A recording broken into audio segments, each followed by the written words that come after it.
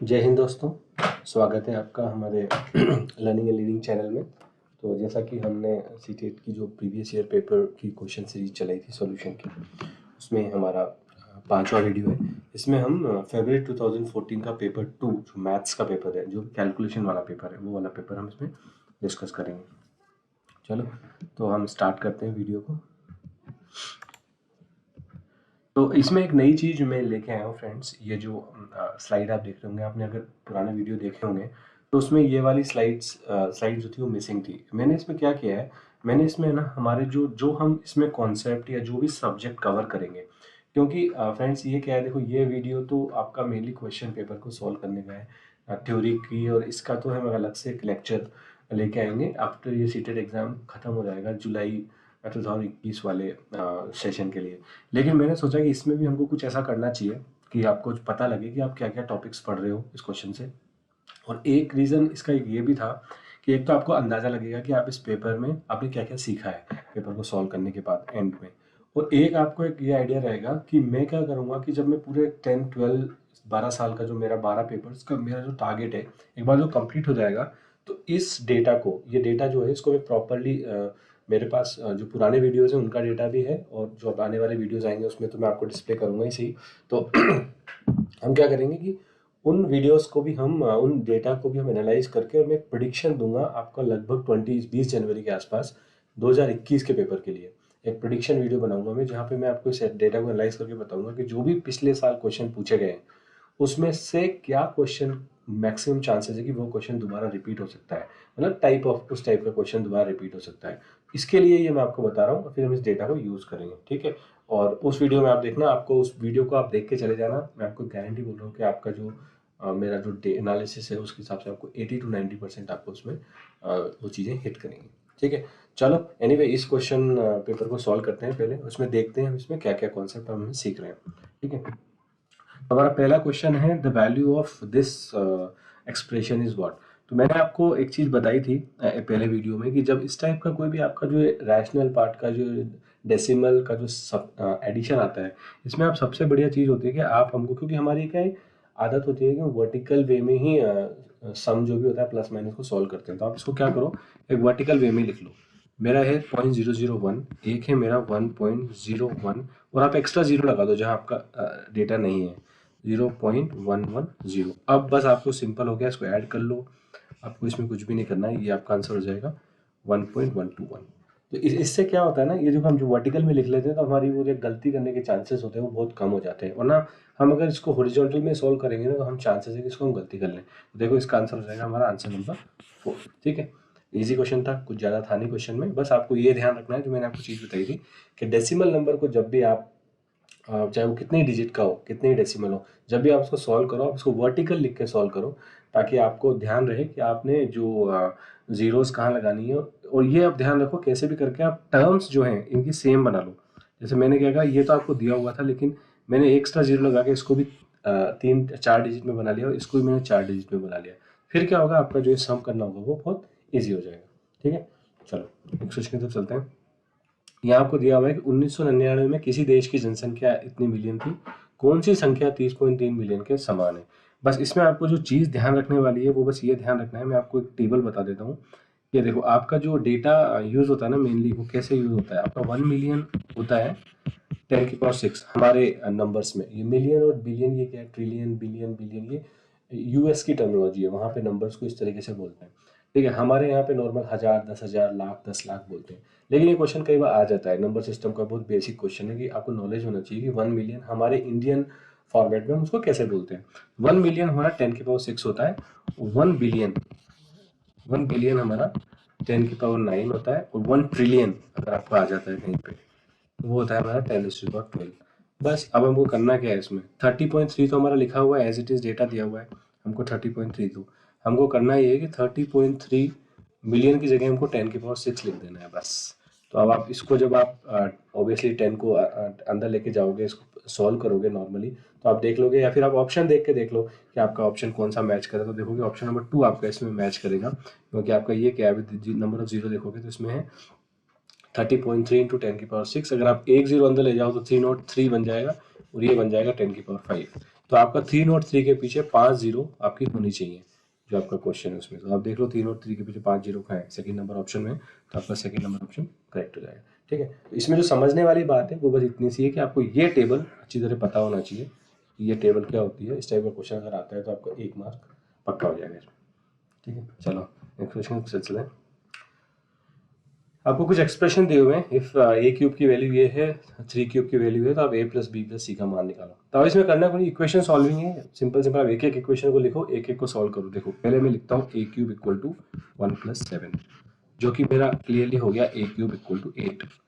ठीक है, नॉर्मल है। तो अभी हमें पता है कि 8 मेरा a क्यूब 8 है, तो a मेरा 2 होगा, 2 का क्यूब भी 8 होता है, तो मेरा a बराबर आ गया 2। मुझे एंड ऑफ द डे इसमें a b c की वैल्यू निकालनी है बस, क्योंकि मुझे वही तो पूछा है, तीनों का सम पूछा है। तो अगर मैंने तीनों की वैल्यू निकाल ली तो मैं सम भी निकाल ही लूंगा। अब मेरे से दूसरा एक्सप्रेशन जो है वो है 3 की power cube equal to 1 plus 7 plus B, जो मेरा क्या हो गया, ये हो गया मेरा 3 की पावर क्यूब क्या होता है मेरा 27, ये हो गया मेरा 8 प्लस बी। इससे मेरा बी की वैल्यू आ गई, मेरी बी की वैल्यू कितनी आ गई 27 माइनस 8 19। ठीक है, अब मेरी सी क्या दिया है, सी दिया है मेरा 4 की पावर क्यूब, तो मैं लिख लेता हूँ यहाँ पे 4 की power cube equal to 1 plus 7 plus C. इससे मेरी जो 4 की पावर क्यूब क्या होता है, 4 की पावर क्यूब होता है मेरा 64 इक्वल टू 8 प्लस सी। तो इससे मेरी सी की वैल्यू कितनी आ गई 64 minus 8 which is nothing but 56। ठीक है, अब आप इसमें से आंसर देख लो, a plus B plus C क्या होगा इन तीनों का sum which is nothing but 58, 68 plus 9 77। तो मेरा इसका आंसर हो जाएगा ऑप्शन नंबर सी, थर्ड। ठीक है, तो मेरा a प्लस बी प्लस सी, मैं यहाँ से वैल्यू डाल दूंगा, यहाँ से उठा के वैल्यू डाल दूँ, एक की बी की सी की, तो मेरे आ जाएगा 77। ठीक है, मेरा ऑप्शन नंबर 3 इसका करेक्ट आंसर हो जाएगा। तो ये क्वेश्चन मेनली आपका, अगर मैं इसको कैटेगरी में डालूँ तो ये आपका नंबर सिस्टम प्लस इक्वेशन का क्वेश्चन है। तो इसमें आपको बस ये ध्यान रखना है कि मेरी जो इक्वेशन है वो कैसे मैं इसको सॉल्व करना है, और इक्वेशन सॉल्व करके मेरे को कैसे वेरिएबल्स की वैल्यू निकालनी है। ठीक, चलो नेक्स्ट क्वेश्चन की तरफ चलते हैं। एक क्वेश्चन कहता है कि हम किसी संख्या को संपूर्ण संख्या कहते हैं यदि ये संख्या इसके सभी घनात्मक गुणनखंडों के योग के बराबर हो। ठीक है, तो ये इन्होंने एक तरीके से एक हाइपोथेटिकल सिचुएशन है, हाइपोथेटिकल नहीं, रियल में एक बनाया है कि मेरा एक नंबर है, इसमें उन्होंने एग्जांपल दिया है कि मैं 28 अगर मेरा उनका जो भी उसके पॉजिटिव डिविजन आएंगे, जो भी उसके गुणनखंड आएंगे, उस गुणनखंडों में उनका सम वो नंबर खुद आ जाएगा। जिसमें ये बोल रहा है कि मैं उस, क्योंकि एक नंबर का वो खुद हमेशा गुणनखंड होता है। गुणनखंड होता क्या है कि कोई भी आपके नंबर में कितने उसके डिविजन है, कितने उसके किस किस का उसमें भाग पूरा पूरा चला जाएगा। तो ये तो आपको पता ही है कि किसी भी नंबर का वो खुद हमेशा गुणनखंड होता है। लेकिन उन्होंने कंडीशन क्या रखी है इस क्वेश्चन में, ये रखी है कि आप जब भी गुणनखंड करो तो उस नंबर को छोड़ दो जो स्वयं है, आप उस बाकी नंबरों का सम करो तो मैं वो नंबर खुद आ जाना चाहिए। ऐसा इन्होंने एग्जांपल दिया कि 28 उसका एग्जांपल है। देखो 28 के गुणनखंड होते हैं 1 2 4 7 14, और आप जब इन 14 से, ये सबसे डिविजिबल है, ये 28 इन सबसे डिविजिबल है, और आप इनका सम करोगे तो वो भी 28 आ रहा है। ठीक है, तो चलो हम देख लेते हैं, इसमें कुछ नहीं करना है, हमको ऑप्शंस में देखना है कौन कौन सा ऑप्शन इस कंडीशन को सेटिस्फाई करता है। देखो 13 तो आपका वैसे ही गलत हो गया, क्योंकि 13 तो प्राइम नंबर है, प्राइम नंबर तो फैक्टर ही दो ही होते हैं 1 और 13, तो इन्होंने बोला है 13 को तो छोड़ना ही तो नहीं हो सकता। अब हम 2 को देखते हैं। देखो 2, अब 2 के आप गुणनखंड कैसे निकालोगे। गुणनखंड निकालने का तरीका ये होता है कि आप गुणनखंड के लिए पेयर बना लो। ठीक है, पेयर बना लो। सबसे पहले आप 1 का भाग दोगे तो 1 तो हमेशा उसका गुणनखंड होगा इसी, 2 का दोगे तो 2 भी होगा, 5 बार जा रहा है तो 5 भी होगा, तो ये हो गया आपका 1 2 5। उसके बाद इसका जो गुणनखंड होगा वो सीधा 7 ही होगा, क्योंकि सॉरी 10 ही होगा, तो ये आपका हो गया। अब ये आपका वो गुणनखंड हो गया, इसके अलावा इसका गुणनखंड कुछ है नहीं। अब ये तीनों का सम कितना आ गया, तो अगर मैं सेकंड ऑप्शन की बात करूं, इन तीनों का सम आ रहा है मेरा 5 है तो 7 और 1 8, तो ये तो नहीं हो सकता, क्योंकि उन्होंने पूछा है सेम नंबर होना चाहिए, तो मेरा 10 आना चाहिए था, लेकिन 10 नहीं आ रहा, तो ये भी नहीं हो सकता। मैं 9 को चेक कर लेता हूँ। 9 क्या होता है, मेरा 1 उसका गुणनखंड होगा और एक मेरा 3 उसका गुणनखंड होगा। अब देखो इसके बाद आप 4 से डिवाइड करोगे, 5 से करोगे, नहीं हो रहा है, 1 और 3 ही उसके पॉजिटिव डिवीजन आ रहे हैं, इनका सम कितना आ रहा है 4, तो ये भी बराबर तो नहीं आ रहा है 9 के, तो ये भी मेरा आंसर नहीं हो सकता। अब अगर मैं चेक करने की जरूरत ही नहीं, मेरा आंसर 4 हो गया। लेकिन फिर भी आप करना चाहो तो आप कर सकते हो, आप 6 के गुणनखंड कर लो, कितने आएंगे 1 2 3, और एक 6 खुद आएगा, वो तो हमको लेना नहीं है, तो ये आपके गुणनखंड आ गया। आप इनका सम करोगे 3 और 5 और 1 6। यस, ये तो मुझे चाहिए था कि जो मेरे गुणनखंड आए जो भी नंबर के, उनका सम वही नंबर आ जाए, तो वही मेरा सेटिस्फाई कर रहा है। तो मेरा ये जो उन्होंने कंडीशन दी थी उसको ऑप्शन नंबर 4 सेटिस्फाई कर रहा है, तो मेरा इसका आंसर हो जाएगा ऑप्शन नंबर 4। ठीक है, ये बात आपको समझ में आ गई होगी। चलो, होप ये आपको जो मेरा आइडिया में लेके आया था, ये होप आपको आइडिया अच्छा लगा होगा, क्योंकि मैं हमेशा इसमें ये चाहता हूँ कि कुछ इनोवेटिव हम करें, ताकि आपको थोड़ा आइडिया लगे कि जो हम क्वेश्चन सॉल्व करा रहे हैं उसमें हम सीख क्या रहे हैं। एक तो हम क्वेश्चन तो सीख ही रहे हैं, लेकिन कौन सा टॉपिक हम कवर कर रहे हैं सिलेबस पॉइंट ऑफ व्यू से, यहाँ मेन मेरा पर्पज़ है। क्योंकि सिलेबस में आपका क्या है, नंबर सिस्टम दिया होता है, तो अब नंबर सिस्टम तो बहुत बड़ा होता है, तो मैं आपको मेनली ये बताना चाहता हूँ इस वीडियो के थ्रू कि नंबर सिस्टम्स में से किस टाइप के क्वेश्चंस पूछे जाते हैं। ये आपका एक मेन पर्पज़ है उसका। एंड उसका एक सेकेंडरी पर्पज़ क्या है, मैंने आपको बताया कि मैं एक प्रिडिक्शन लेके आऊँगा उसका डेटा को पूरा एनालाइज करके बकायदा साइंटिफिक मेथड से, ताकि मैं आपको एक प्रिडिक्शन दे सकूं 2021 के पेपर में किस टाइप के क्वेश्चंस के आने की प्रोबेबिलिटी है। और उस प्रिडिक्शन करने के साथ ही मैं एक 40 क्वेश्चंस का एक लेके आऊँगा सीरीज, जिसमें आपका उन प्रिडिक्शंस के रिलेटेड क्वेश्चन होंगे, और आप उन 40 क्वेश्चनों कर जाना, वो इन्हीं पेपर्स में से मैंने उठाए होंगे। तो आपको बस उन क्वेश्चन को सोल्व करना है, तो आपको जो होगा चीज़ आपकी पेपर आपके लिए बहुत ईजी हो जाएगा।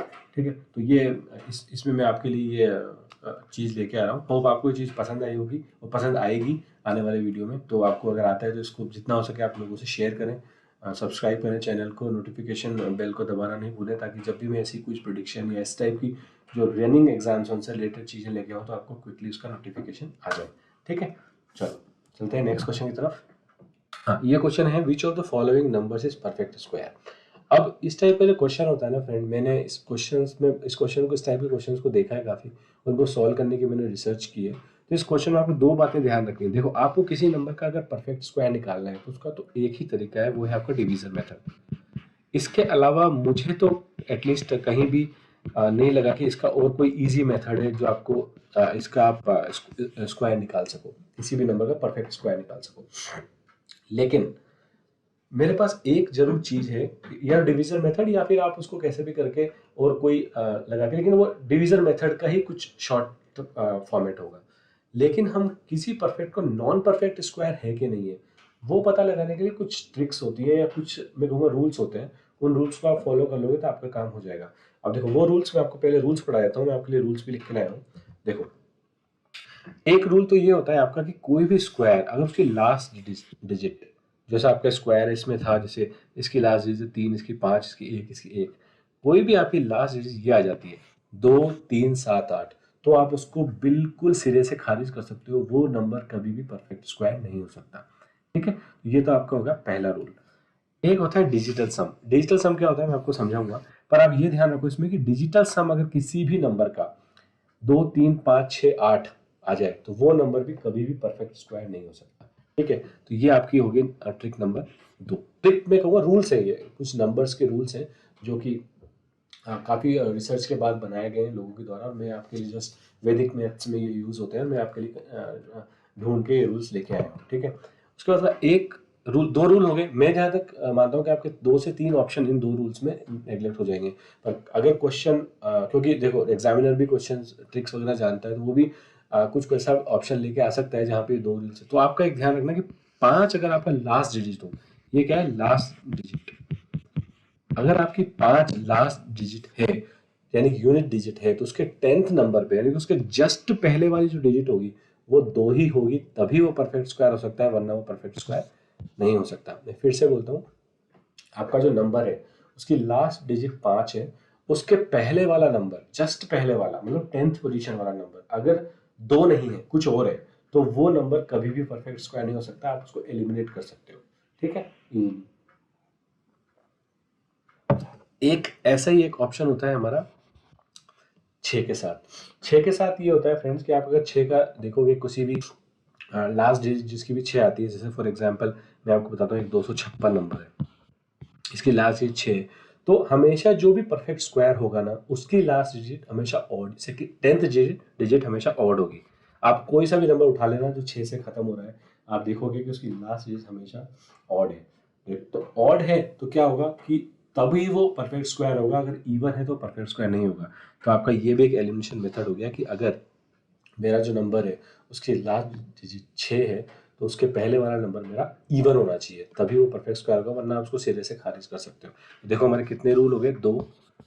हम क्या कर रहे हैं, एक्चुअली हम एलिमिनेट करने की कोशिश कर रहे हैं ऑप्शंस को। हम ये तो नहीं पता लगा सकते कि इसका परफेक्ट स्क्वायर क्या है, लेकिन हम ये पता लगा सकते हैं कि वो नंबर परफेक्ट स्क्वायर है कि नहीं है। अगर इतना हमें पता लग गया, हमारा काम तो हो गया ना। हमें इससे क्या मतलब है कि उसका वो क्या आता है, क्योंकि ये तो नहीं पूछा हमसे कि बताओ इसका परफेक्ट स्क्वायर क्या है। ये पूछ लेगा तो फिर आपका एक ही ऑप्शन है, डिवीजन मेथड से आप निकाल सकते हैं। ठीक है। एक लास्ट ट्रिक, आपका अगर कोई एक्स नंबर है जो 6 नहीं है, 5 नहीं है, इनमें से कोई नहीं है, जैसे भाई साहब का अब क्या क्या बचा, देखो मैंने आपका यहाँ पे 4 और 1 ही बचा है, बाकी तो 4, 1 और 9 ही बचा है, बाकी तो मैंने आपका कवर कर ही लिया। तो उसमें आपको बस ये ध्यान रखना है कि जो एक्स आपकी जो डिजिट है, other than this what we discussed, उसके पहले वाला हमेशा आपका 9 होगा। जैसे मैं एक का एग्जांपल लेता हूँ, 121। ठीक है, 121 में देखो ये 1 है और यहाँ पे जो डिजिट है वो क्या है आपकी 2 है। ऐसे ही आप 21 इसका 21 का स्क्वायर कर लो, 21 का स्क्वायर आपका कितना आएगा, 31 का स्क्वायर करो, 31 का स्क्वायर आएगा आपका 31 का स्क्वायर हो जाएगा 31 1 एंड 31 90 96 961 हो जाएगा आपका। देखो 961, अब 961 क्या है, 31 का स्क्वायर है, लेकिन इसकी जो डिजिट है वो क्या है, और इवन है। मतलब जो एक से जो खत्म होंगे उनका आपका 1 या 9 या जो भी हो, जो नंबर हमारे इसमें छूटे हैं, इसलिए एक्स लिखा है वहाँ पे। तो अगर उनके पहले वाली जो 10th डिजिट पे सम है वो ऑड है, तो वो भी आपका परफेक्ट स्क्वायर नहीं हो सकता। अगर आप इन 5 ऑप्शंस को पकड़ लो, आप किसी भी क्वेश्चन में चले जाना, आप इन 5 में से एक में एक लगा के आप उसको एलिमिनेट कर सकते हो। ठीक है, तो ये आपकी अंडरस्टैंडिंग है स्क्वायर को एलिमिनेट करने की, नॉन परफेक्ट स्क्वायर को। ठीक है फ्रेंड्स, यहाँ पे ध्यान रखना, ये नॉन परफेक्ट स्क्वायर निकालने की रूल्स है। परफेक्ट स्क्वायर निकालने का तरीका आपका स्टैंडर्ड डिवीजन मेथड है। ठीक है, अब चलो हम हमारी जो हमने सीखा उसको हम अप्लाई करते हैं यहाँ पे। देखो पहले ऑप्शन में मैंने आपको बताया था कि अगर इनसे एंड हो रही है तो आपका वो कभी भी वो ऑप्शन नहीं हो सकता। देखो पहला ऑप्शन तो मेरा यहाँ कट हो गया, क्योंकि वो 3 से एंड हो रहा है, 3 से एंड वाला कभी स्क्वायर नहीं हो सकता। ठीक है, अब ये देखो एक है मेरा 5, 5 से एंड हो रहा है, 5 का रूल मैंने क्या बताया था कि 5 से जो एंड हो रहा है उसकी पहले वाली डिजिट 2 ही होनी चाहिए, वरना वो परफेक्ट स्क्वायर नहीं हो सकता। तो मेरा ये भी नहीं हो सकता क्योंकि इसकी 10 डिजिट क्या है, 1 है। ठीक है, अब मेरे 2 नंबर बचे। अब मैं आपको बता देता हूँ जो मैंने देखा था डिजिटल सम क्या होता है। देखो डिजिटल सम क्या होता है फ्रेंड्स, मैं पहले यहीं पे समझा देता हूँ आपको कि जैसे फॉर एग्जांपल मेरा नंबर है 121, तो मेरे को क्या करना है, इसकी जो सारे डिजिट्स हैं उनका सम कर दो। मैं क्या कर दूंगा 1 + 2 + 1, तो मेरा इस नंबर का डिजिटल सम क्या हो जाएगा, 2 और 1 3 1 4। और ये तब तक करना है मेरे को, डिजिटल सम में हमेशा सिंगल यूनिट होगा। ऐसा हो सकता है कि हम सम करते वक्त हमारे 2 डिजिट आ जाए, फिर से उनका सम कर दो आप। फाइनली आपको तब तक जोड़ते रहना है जब तक कि सिंगल डिजिट ना आ जाए। ठीक है, और वो इनमें से कुछ आ जाती है तो आपका परफेक्ट स्क्वायर वो नहीं होगा, कभी भी नहीं होगा। ठीक है, चलो अब हम देखते हैं, इसमें मैं फटाफट से इनका सम कर देता हूँ। तो ये हो जाएगा मेरा 5 4 9 8 17, 5 32, 4 36, 3 39, 2 देखो 5 4 9 8 17, 5 22, 4 26, 3 29, 2 31, 5 36 और 1 37, 10 को किया तो मैंने, so इसका डिजिटल सम आया मेरा 1, यानी कि ये परफेक्ट स्क्वायर हो सकता है, क्योंकि मैंने क्या कहा था, केवल 2 3 5 6 8 वाले परफेक्ट स्क्वायर नहीं होंगे, ये हो सकता है। ठीक है, ऐसे आप इसको देखो तो इसका डिजिटल सम क्या आ रहा है, इसका डिजिटल सम आएगा 5 4 9 8 17, 5 22, 4 26, 3 29, 2 31, 4 35, 36, 6 और 3 9, तो ये भी परफेक्ट स्क्वायर हो सकता है, क्योंकि मैंने आपको बताया था ना कि केवल 2 3 5 6 8 यही केवल परफेक्ट स्क्वायर नहीं होंगे। अब ये देखो एक ही क्वेश्चन हमने लिया था, यही थोड़ा सा ट्रिकी क्वेश्चन आ गया, सारे रूल्स हमें लग गए इसमें। अब आ जाओ हमारे लास्ट रूल की तरफ। हमने लास्ट रूल क्या कहा था कि अगर एक्स कोई डिजिट है 1 या 9 है, उसमें अगर आपको परफेक्ट स्क्वायर निकालना है तो उसका जो पहले वाला नंबर होगा वो हमेशा आपका, अगर वो इवन है तो आपका सही, अगर वो ऑड है तो वो आपका परफेक्ट स्क्वायर नहीं हो सकता, मतलब ऑड वाला कभी भी परफेक्ट स्क्वायर नहीं हो सकता। तो अब इस रूल को आप अप्लाई करो, इस रूल को आप अप्लाई करोगे तो आप देखोगे कि जो मेरा थर्ड ऑप्शन है उसमें जो है एक के जो पास वाला नंबर है वो 5, ये क्या है, ये ऑड है। और अगर ये ऑड है तो मेरा काम तो हो गया, ये भी मेरा परफेक्ट स्क्वायर नहीं हो सकता कभी भी। ऑप्शन नंबर 3 भी, तो मेरा ऑप्शन कौन सा बचा, फिर ऑप्शन नंबर मेरा 4 बचा। मेरा 4 इसका करेक्ट हो जाएगा आंसर, कि मेरा 4 इसमें से परफेक्ट स्क्वायर है। देखो हमने क्योंकि इस सवाल को समझा है इसलिए हमें समय ज़्यादा लग गया, लेकिन अगर आप ये चीज़ें रूल्स याद रख लोगे आपको कुछ भी नहीं है, ये रूल्स हैं आपके, बस इसको आप अपनी कॉपी में लिख लेना कहीं पर और इसको थोड़ा सा रिवाइज कर लेना, नंबर आपको भी ध्यान देना चाहिए, बस ये सिंपल से रूल्स है आपके, इजीली आपको याद हो जाएंगे। और आपको बस किसी भी आप परफेक्ट स्क्वायर कुछ भी आ जाए उसमें ये रूल्स लगा दो, और जो रूल्स इनको फॉलो नहीं करता है उसका आप एलिमिनेट कर दो, और आपका जो बचेगा नंबर जो इन रूल्स को फॉलो, इन रूल्स के अकॉर्डिंग नहीं है, वो आपका परफेक्ट स्क्वायर हो जाएगा। ठीक है, तो इसका आंसर हो जाएगा आंसर नंबर 4। अब एक डिवीजन मेथड आपका फंडामेंटल स्टैंडर्ड मेथड है, आप सबको डिवीजन मेथड से सोल्व करो, जिसका पर रिमाइंडर 0 आ गया परफेक्ट स्क्वायर निकालते वक्त, वो आपका आंसर हो जाएगा। लेकिन आप मान के चलो कि अगर आपने वो यूज़ किया और हर ऑप्शन का निकाला आप लकी हो, आपने 4 से स्टार्ट किया तो आप हो सकता है 2 से ढाई मिनट 2 मिनट में इस क्वेश्चन को कर लो, लेकिन अगर आपने स्टार्ट किया ऑप्शन नंबर 1 से, तो आप इस क्वेश्चन में ही कम से कम 5 से 6 मिनट लग जाएंगे आपको, तो वो उतना वर्थ नहीं है। और आप इस ट्रिक को याद रखोगे तो आप इसे फटाफट से इसको मैक्सिमम तो मैक्सिमम 10 सेकेंड में इस क्वेश्चन को कर सकते हो। ठीक है, चलो चलते हैं नेक्स्ट क्वेश्चन की तरफ। ये आपके रूल्स हैं, इसको आप लिख लेना कहीं पर, और आप इसको बार बार 1-2 बार वीडियो देखोगे तो आपको याद भी हो जाएंगे। ठीक है, चलो ये क्वेश्चन हमारा कहता है कि the product of two whole numbers is 24, the smallest possible sum of these numbers are. देखो ये दिया है आपको कि जो 24 है वो दो प्रोडक्ट का सम है, तो इसमें एक्चुअली क्या, ये फैक्टर का क्वेश्चन है, आपको एक चॉइस के फैक्टर निकालने हैं, पॉजिटिव फैक्टर क्या क्या हो सकते हैं। तो देखो इसमें हमेशा आप एक ट्रिक याद रखना, जब भी आप किसी एक नंबर के फैक्टर निकालो ना, तो आप बिगनिंग से स्टार्ट करो, क्योंकि आपको पता है कि एक नंबर 1 हमेशा उसका फैक्टर होता है, और वो खुद भी हमेशा उसका फैक्टर होता है, तो आप पेयर बनाते जाओ। देखो मेरे इसके फैक्टर बन सकते हैं एक 24, ठीक है, दूसरा मेरा बनेगा इसका, मैं बढ़ाता हूँ, इधर से बढ़ा रहा हूँ मैं, 2 से डिवाइड हो रहा है, यस, तो मेरा एक बनेगा इसका 2 12, फिर मैं 3 से डिवाइड हो रहा है, यस, तो मेरा 3 से बनेगा 3 8, 4 से बनेगा मेरा 4 6, और 5 से डिवाइड नहीं हो रहा, फिर तो 6 आ जाएगा। जैसे ही आपका एक उनमें से कोई नंबर आ जाए तो फिर तो वो आपका साइकिल उल्टा हो जाएगा, क्योंकि वो 6 4, फिर आपका 8 3 12 2 24 1 आ जाएगा, तो वो तो आपको चाहिए नहीं, क्योंकि यूनिक फैक्टर तो आपका यही है। तो ये आप ध्यान रखो, पेयर बनाने का तरीका तो आपका बहुत ईजी हो जाएगा। बस अभी अभी आपके उसके फैक्टर्स आ गए, अब आपको क्या बोला है, smallest possible sum of these numbers. देखो इसका सम क्या आ रहा है 25, इसका सम आ रहा है 24, इसका सम आ रहा है 11, इसका सम आ रहा है 10। तो सबसे छोटा सम किसका है, सबसे छोटा सम है मेरा ये, तो मेरा यही आंसर हो जाएगा इसका, तो मेरा इसका आंसर हो जाएगा ऑप्शन नंबर 3। ठीक है, इजी क्वेश्चन था, बस समझना क्या है इस क्वेश्चन में, करना क्या है इस क्वेश्चन में, फैक्टर्स निकालने हैं मुझे, और मुझे दिया हुआ है क्लियरली कि उनका गुणनफल चॉइस है, किन्हीं भी दो नंबर का गुणनफल, अगर कोई नंबर है तो दो नंबर होते हैं उसके क्या, फैक्टर्स, गुणनखंड जिसको हम बोलते हैं हिंदी में। ठीक है, चलो द वैल्यू ऑफ 3 की पावर, द एक्सप्रेशन दिया हुआ है आपको 3 की power 5 note 2 minus this plus 16 divide by. अब देखो ये क्वेश्चन क्या आता है, ऐसे जैसे आपको क्वेश्चन दिखता है ना, तो आप थोड़े से आप हेजिटेट हो जाते हो, घबरा जाते हो, और आप कहीं ना कहीं इस क्वेश्चन को छोड़ने की कोशिश करते हो, क्योंकि बहुत बड़े बड़े नंबर हैं। लेकिन मैं आपको एक ट्रिक बता रहा हूँ, एक जो मैंने आपको कहा था, आप इस क्वेश्चन को देख के भागो मत फ्रेंड्स।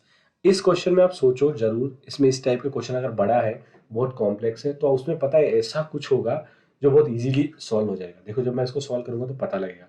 अब आपको कैसे अप्रोच कैसे करना है इस क्वेश्चन को, ये कैटेगरी में मानूंगा, इस क्वेश्चन की कैटेगरी है नंबर सिस्टम स्लैश पॉलिनोमियल।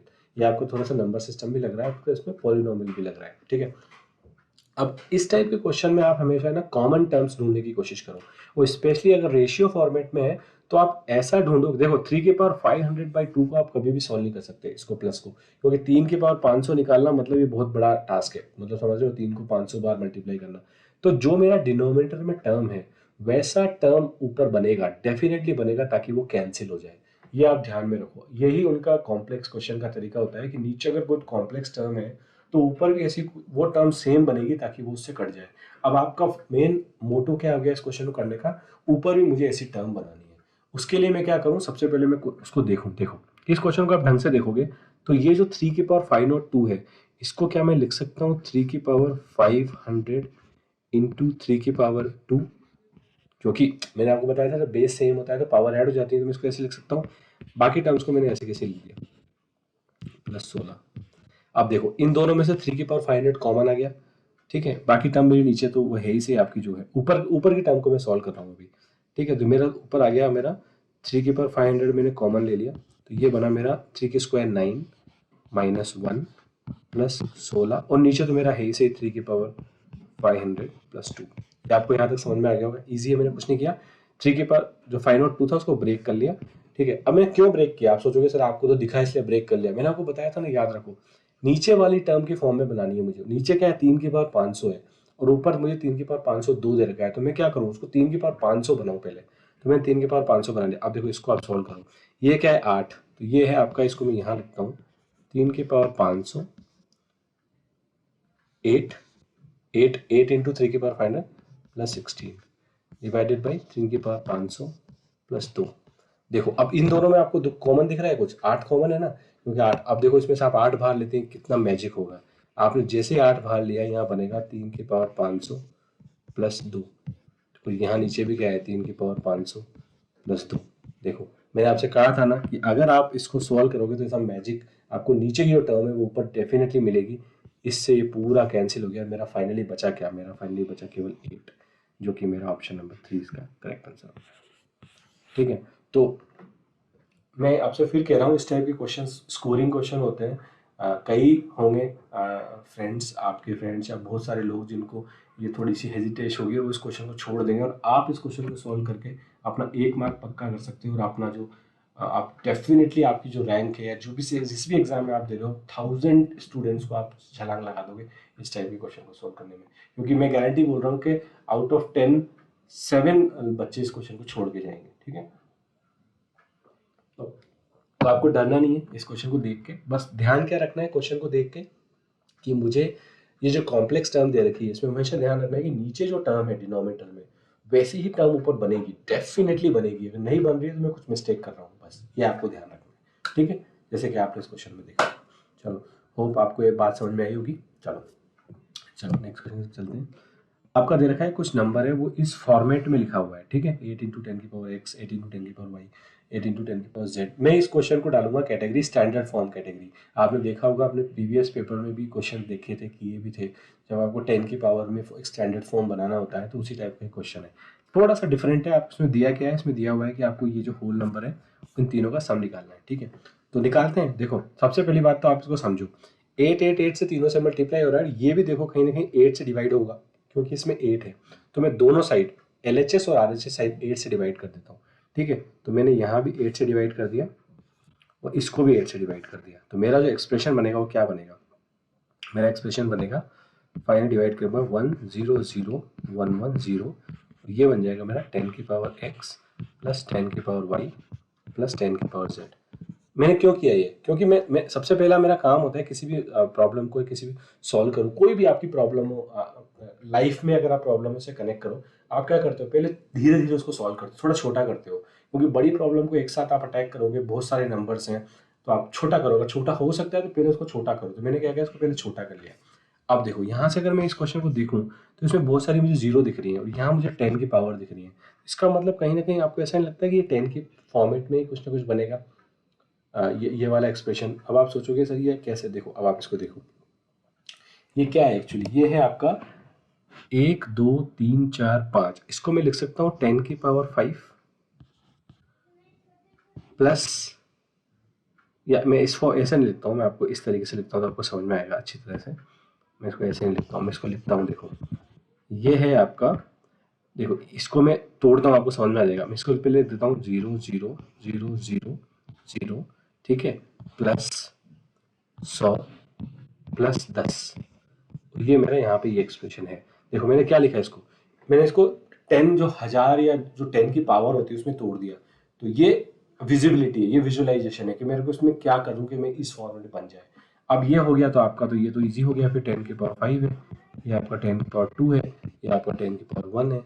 और यही तो आपसे पूछा था कि आपका जो इस फॉर्मेट में ये है आपका, ये तो इससे मेरी x की वैल्यू क्या हो गई, मेरी x की वैल्यू हो गई 5, ठीक है, y की वैल्यू कितनी होगी, y की वैल्यू होगी 2 और मेरी z की वैल्यू कितनी होगी 1।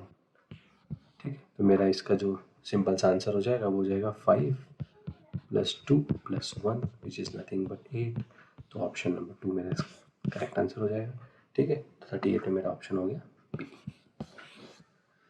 तो बस ये स्टैंडर्ड फॉर्म के जो क्वेश्चन होते हैं, आपको दोनों तरफ जो मैंने पहले भी कराया था उसमें मैंने आपको ये बोला था कि आप उसको 10 की पावर की फॉर्म में बनाने की कोशिश करो आइदर साइड। अगर वो डेसिमल में है तो आप उसको ऐसा बनाने की कोशिश करो कि वो बस डिफरेंस इसमें ये है कि स्टैंडर्ड फॉर्म में हम इस तरीके से बनाते थे कि जो आपका 10 की पावर के अलावा जो कॉन्स्टेंट है वो सिंगल डिजिट में हो।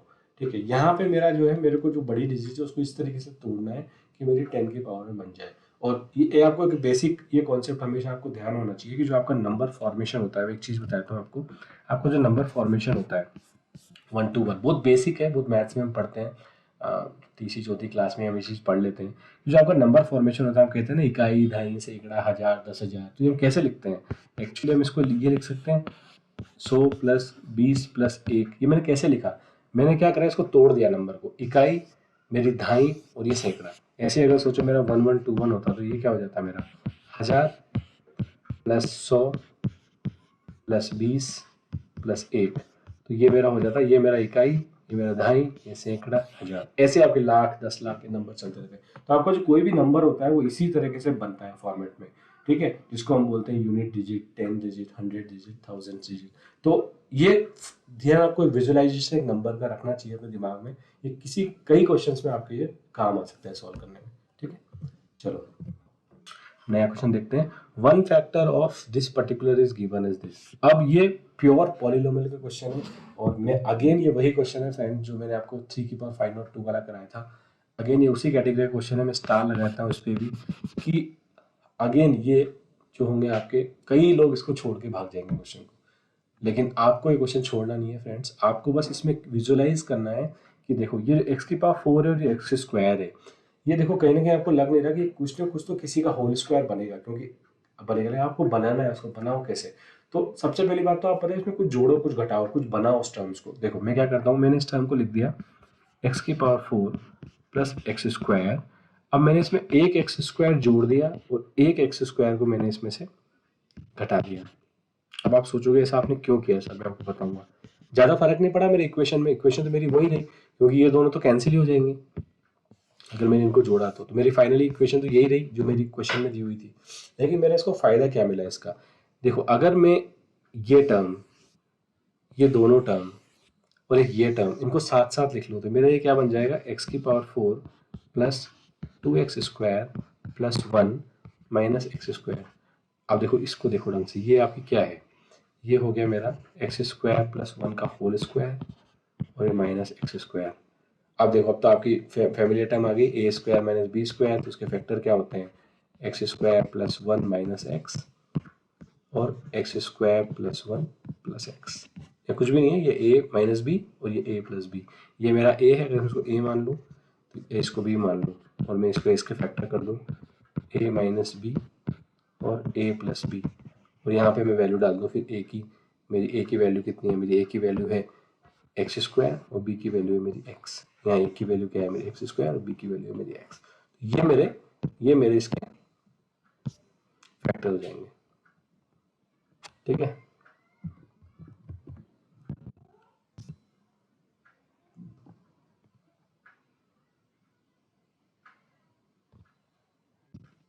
एक मिनट, ओके, तो ये मेरे इसके फैक्टर हो जाएंगे, ठीक है। तो अब मेरा इसका आंसर क्या हो जाएगा, आंसर पूछा है वन फैक्टर बताना है मुझे, तो कौन सा मेरा, एक तो मेरा x square plus 1 minus x, एक है मेरा ये, तो इसमें मेरा कौन सा मैच कर रहा है, ऑप्शन नंबर 3 मेरा इसमें मैच कर रहा है, तो मेरा ये आंसर हो गया। अब मैं ये मानता हूँ कि ये जो विजुअलाइजेशन है ये चीज़ करना है थोड़ा डिफिकल्ट होता है, लेकिन मैं आपको ट्रिक, इसमें ट्रिक नहीं है, मैं आपको बताता हूँ कि जब भी इस टाइप का पॉलिनोमियल का क्वेश्चन आया ना, जैसे कि उसमें हमने क्या किया था, उसमें हमने ब्रेक किया था, 3 की पावर 502 को हमने लिख दिया 3 की पावर 500 इंटू 3 स्क्वायर। यहाँ ऐसा कोई क्वेश्चन आता है आपका पॉलिनोमियल का, अब उसमें पता है ये सम कुछ ऐड करो, कुछ ऐड करो, कुछ घटाओ। अब आप सोचो, अब सर आपने एक्स स्क्वायर ही क्यों ऐड किया, मैं तो एक्स ऐड करना चाहता था, ठीक है आप एक्स ऐड कर दो, लेकिन उसका फायदा देखो आप ऐड करने के बाद, ठीक है। तो आपकी इससे क्या प्रैक्टिस होगी, मेरे को क्या ऐड करना होता है ताकि मैं उसको बनाऊं। और एक मैं आपको टर्म शॉर्ट ट्रिक बता देता हूँ कि अगर आपका एक्स की पावर 4 हाईएस्ट टर्म है, ठीक है ये, तो आप हमेशा एक्स स्क्वायर की टर्म ऐड करो। अगर आपकी एक्स स्क्वायर हाईएस्ट टर्म है तो आप एक्स की टर्म ऐड करो, मतलब आप हमेशा उसमें जो एक लेवल डाउन करके उसको ऐड करो। जैसे एक लेवल मतलब जैसे 4 है तो एक्स स्क्वायर ऐड करो, एक्स स्क्वायर है तो एक्स ऐड करो। मैं क्यों बोल रहा हूँ ये, या फिर कोई कांस्टेंट ऐड करो, लाइक कांस्टेंट मतलब जैसे जो इसका होल स्क्वायर बन जाता हो, क्योंकि मेरा जो मेन पर्पस है वो है टर्म्स को कंबाइन करके किसी भी चीज़ का होल स्क्वायर बनाना, वो मेरा यहाँ पे मेन पर्पस है, ठीक है। चलो नेक्स्ट क्वेश्चन की तरफ चलते हैं। एक मानचित्र का आपको स्केल दिया हुआ है, एक मानचित्र एक जंगल को ऐसा ऐसा मैप का आयता दिखाता है, आपको जंगल का वास्तविक क्षेत्रफल दिखाना है। तो पहले तो आप ये मैप समझो कि मैप क्या होता है, ठीक है। मैं आपको मैप यहाँ पे समझाता हूँ पहले। देखो फ्रेंड्स क्या होता है कि जैसे फॉर एग्जांपल आपने कोई भी मैप देखा होगा किसी भी, सपोज में ऐसा राजस्थान का मैप है, ठीक है। तो मैं राजस्थान का मैप बनाता हूँ आपके लिए, पर मुझसे शायद बनेगा नहीं, पर ठीक है जैसा आप बना सकते हैं। राजस्थान का मैप कुछ इस तरीके का होता है, देखो ये राजस्थान का मैप है, ठीक है। अच्छा नहीं बना लेकिन एटलीस्ट थोड़ा सा ठीक है, समझते हैं हम इस चीज़ को। देखो कोई भी जब मैप होता है तो मैप में आपने देखा होगा राजस्थान में सपोज फॉर एग्जाम्पल 2 सिटी हैं, मैं बना लेता हूँ आपकी, एक सिटी बना लेता हूँ मैं आपकी उदयपुर, एक है मेरी जयपुर, ठीक है। इन दोनों के बीच में कुछ डिस्टेंस होगी, ठीक है। अब आप बोलोगे सर उदयपुर और जयपुर जो मैंने मैप पे दिखाया है, सपोज उदयपुर एक्चुअल जयपुर से तो 400 किलोमीटर है ना, एक्चुअल तो 400 किलोमीटर होगा, लेकिन मैप पे तो मैं 400 किलोमीटर नहीं बना सकता ना, क्योंकि मैप तो मेरे को एक कागज में दिखाना है छोटे से में। तो मैं क्या करूंगा, उसको स्केल डाउन करूंगा। तो मेरी हमेशा मैप पे जो वैल्यू होती है वो कम होती है ओरिजिनल से। तो जब हम, अब इसमें दो तरह के क्वेश्चन बनते हैं, कई बार आपको एक्चुअल दे देते हैं और आपसे स्केल लेके पूछते हैं इसकी, इसको स्केल में कितनी होगी। तो आपको क्या करना है, जब एक्चुअल से, मैं यहाँ पे बना देता हूँ, एक्चुअल से जब आपको मैप पे जाना है तो आपको डिवाइड करना है हमेशा, ठीक है। यानी कि हमेशा आपकी जो छोटी होगी नंबर, जब कोई नंबर छोटा होगा तो डिवाइड होगा ऑब्वियसली। जब आपको मैप से डेटा दिया और एक्चुअल पे जाना है तो आपको मल्टीप्लाई करना है, ठीक है। बस अब ये एक चीज आप ध्यान रखना, आपके कोई भी क्वेश्चन इससे खत्म हो जाएंगे, सारे क्वेश्चन खत्म हो जाएंगे आपके इससे, बस इन दो चीज से। एक्चुअल से मैप पे जाना है तो मैं डिवाइड करूंगा, और अगर मुझे मैप से एक्चुअल पे जाना है तो मैं उसको मल्टीप्लाई करूंगा। अब वो कैसे करूंगा मैं आपको एप्लीकेशन में बताऊंगा, क्वेश्चन जब हम सॉल्व करेंगे। पर मैं आपको मेनली बताना चाह रहा था कि अंडरस्टैंडिंग मैप क्वेश्चन होते क्या है, क्योंकि आपकी जो एक्चुअल डिस्टेंस होती है उसको हमको किसी मैप के, तो जैसे सपोज फॉर एग्जांपल मैं आपको बताता हूँ, ये 400 किलोमीटर की डिस्टेंस है, ठीक है। और मैंने आपको एक सिंपल सा मैप बना दिया 1:100 किलोमीटर टाइप का मैप बना दिया मैंने। वैसे और भी छोटा है, क्योंकि मेरी जो डिस्टेंस आएगी मैप पे तो सेंटीमीटर में आएगी, लेकिन मैं समझाने के लिए आपको बोल रहा हूँ। तो ये मेरा है कि जो मेरा 1 होगा वो 100 से डिवाइड होगा। तो मेरी 100 क्या है, बड़ा है इसमें। मैंने आपको क्या बोला था, अगर सोचो मेरे को इसको पूछा है, ये मेरा स्केल है, ये मेरी ओरिजिनल डिस्टेंस है, बताओ मैप में कितनी डिस्टेंस होगी। मैंने आपसे क्या कहा था, एक्चुअल से जब मैप पे जाए तो डिवाइड करते हैं, तो आपका जो 400 है उसको आप 100 से डिवाइड कर दो, तो आपकी जो मैप पे आ जाएगी डिस्टेंस आ जाएगी 4, ठीक है। वैसे अगर आपको 4 दिया होता, सॉरी आज मुझे थोड़ा जुकाम है फ्रेंड्स, तो I am just really sorry for this. तो अगर आपको देखो, अगर मैप पे 4 वैल्यू दी हुई है और आपको स्केल दिया हुआ है और आपसे ओरिजिनल पूछिए, तो आपको क्या करना है, 4 को 100 से मल्टीप्लाई कर देना है, तो आपकी जो ओरिजिनल आ जाएगी वो 400 आ जाएगी, ठीक है। बस तो ये आपका ये हो गया। बस आपको दो चीज़ ध्यान रखनी है, ये वाली चीज़ आपका काम हो जाएगा, आपको कोई क्वेश्चन गलत नहीं होगा, ठीक है। आप इसको नोट कर लेना। चलते हैं हम एक्चुअल क्वेश्चन को सॉल्व करते हैं। देखो अब एक्चुअल क्वेश्चन क्या हो रहा है हमारा, देखो ये थोड़ा सा ट्रिकी क्वेश्चन है, थोड़ा सा डिफिकल्ट है, लेकिन मैंने डिफिकल्ट क्वेश्चन लिया है इसमें, या हमने लिया है इसमें, ताकि हम उस कॉन्सेप्ट को ढंग से समझ लें। देखो, the scale of the map is given at 1:this on the map and the forest occupies the rectangular reason this actual area. अब मुझे क्या पूछा है, मैप से एक्चुअल पूछा है, ठीक है। ये इसमें समझने वाली मेरी बात होगी, ठीक है। अब देखो, किलोमीटर स्क्वायर है पूछा है, ठीक है। तो सबसे पहले तो मैं क्या करूं, अब मैंने आपसे कहा था मल्टीप्लाई करना है, लेकिन देखो इसमें दो चीज आ गई। आप इसमें पूरा रेक्टेंगुलर एरिया आ गया। नॉर्मली अगर एक सिंगल लाइन होती है तो डिस्टेंस होती है, लेकिन अगर मेरे को एक फॉरेस्ट को डिपिक्ट करना है, जैसे फॉर एग्जाम्पल को राजस्थान में बताना है कि राजस्थान में रणथंभौर नेशनल पार्क है, उस रणथंभौर नेशनल पार्क को मेरे को एक स्क्वायर फॉर्म में यहाँ पे एक मैप में दिखाना है, तो मैं उसको स्केल, इस स्केल पे दिखाऊंगा। तो अब अगर आपका एक स्क्वायर रीजन या रेक्टेंगुलर रीजन होगा तो ऑब्वियसली उसमें लेंथ होगी, वेड्थ होगी, तो आपको 2 देने पड़ेंगे उसमें डिस्टेंस, ठीक है। तो अब आपको लेकिन दे रखा है कि मैं 10 × 10 100 से उसको दिखाता हूँ, लेकिन एक्चुअल बताना है मुझे, तो ठीक है एक्चुअल बता देंगे, कोई दिक्कत नहीं। मैंने आपको मल्टीप्लाई कर दो, वहाँ एक को करते थे यहाँ दोनों को कर दो, तो मेरा एक्चुअल क्या हो जाएगा, एक्चुअल हो जाएगा मेरा, मल्टीप्लाई करूंगा मैं 1:, मेरे को रेशियो दिया हुआ है 10⁴, ठीक है। और ये मेरा है मैप, मैप में है मेरा 10 × 100, और आप इसमें ध्यान रखना कि सेंटीमीटर स्क्वायर है ये, ठीक है। तो मैं इसको क्या करूंगा, मैं 10 × 100, तो 10 को भी 10⁴ से मल्टीप्लाई कर देता हूँ, 100 को भी कर देता हूँ, तो मेरा एक्चुअल आ जाएगा। तो मेरा एक्चुअल क्या आ जाएगा, मेरा एक्चुअल आ जाएगा, ये आ जाएगा मेरा 10 10⁴, तो ये हो जाएगा मेरा 10⁵, और इससे करूंगा तो हो जाएगा मैं 10⁶। तो मेरा क्या हो जाएगा 10⁶ सेंटीमीटर स्क्वायर, ये मेरी एक्चुअल डिस्टेंस आ जाएगी, एक्चुअल उसका एरिया आ जाएगा, एक्चुअल एरिया उसका फॉरेस्ट का। तो ये कितना हो गया 10⁻11। अब आप इसको जब सेंटीमीटर स्क्वायर को किलोमीटर स्क्वायर में बदलोगे, तो आपको पता होता है कि आपको पता है कि 1 सेंटीमीटर में कितने किलोमीटर होते हैं, ये आपको पता होना चाहिए। 1 सेंटीमीटर में आपके ये हो जाएगा 10⁻10 से डिवाइड हो जाएगा डायरेक्ट, तो ये हो जाएगा मेरा 10 किलोमीटर, क्योंकि आपका जो 1 सेंटीमीटर होता है उसमें 10⁵ किलोमीटर होता है। ये आपको ध्यान रखना है, ये आप निकाल सकते हो। तो 1 सेंटीमीटर की जगह आप 10⁵ रखोगे, और यहाँ पे आप 10⁻10 करोगे, तो 1 सेंटीमीटर 10⁻−5, सॉरी नॉट द 5, क्योंकि 1 किलोमीटर में ये उल्टा होता है, 1 किलोमीटर में आपके 10⁵ सेंटीमीटर होते हैं, तो मेरा 1 सेंटीमीटर में 10⁻−5 हो जाएंगे, क्योंकि स्क्वायर है तो हो जाएगा 10⁻10 माइनस में है तो नीचे चला जाएगा, 10 की पावर 10 नीचे आ गया तो आपका कैंसिल हो गया और आपका जो एक्चुअल आंसर आएगा वो आएगा 10 kilometre, which is nothing but option number 3। तो इसमें दो चीजें काम में आ गई। देखो यूनिट्स का तो आपको ध्यान रखना ही है, क्योंकि हमेशा छोटा स्केल होगा वो छोटे यूनिट में होगा और जो एक्चुअल एरिया होगा वो बड़ी यूनिट में होगा। तो आपको unit conversion centimetre to metre, centimetre to decametre, ये सब आपको ध्यान रखना है। लेकिन जो इसमें मेन कॉन्सेप्ट है समझने वाला वो ये है जो मैंने आपको बताया कि आपको अगर एक्चुअल है तो आप एक्चुअल से मैप पे जा रहे हो तो आप डिवाइड कर दो, जब मैप से एक्चुअल पे जा रहे हो तो आप मल्टीप्लाई कर दो, बस आपको और कुछ याद नहीं रखना है। आप इस क्वेश्चन को इजीली बना दोगे चाहे वो कैसे ही क्वेश्चन आ जाए। ठीक है, चलो